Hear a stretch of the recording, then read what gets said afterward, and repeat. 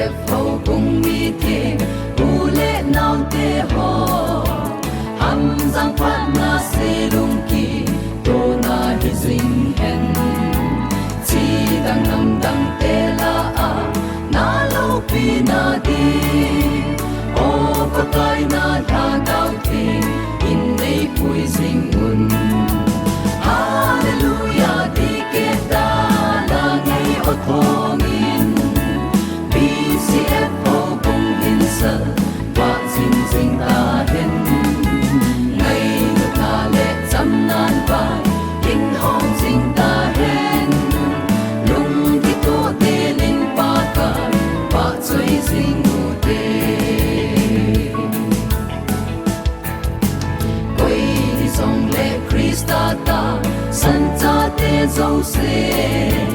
ki loi phong na ho bung di bang de sing u te nam ho ke ho ti lo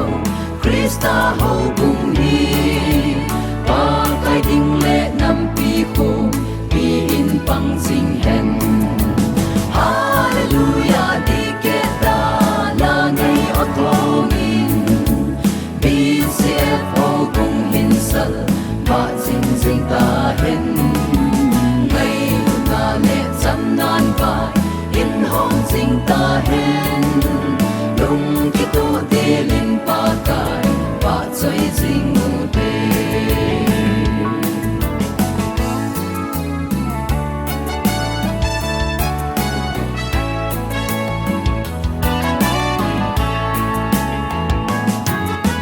tu ni ko a pa kai tha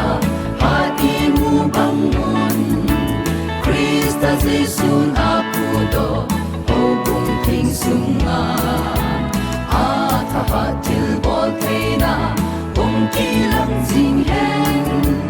mel ma te a kunin e beng bit sing sing un hallelujah di ke ta la ngai o thong in BCF ho bung hin sa wa sing sing ta hen ngai nu na le cham nan vai in hong sing ta hen lung ki tu te len pa kai wa choi sing u te hallelujah di ke ta la ngai o thong in BCF ho bung hin sa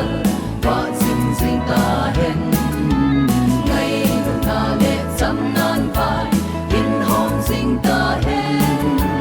lung ki tu te len pa kai wa choi sing u te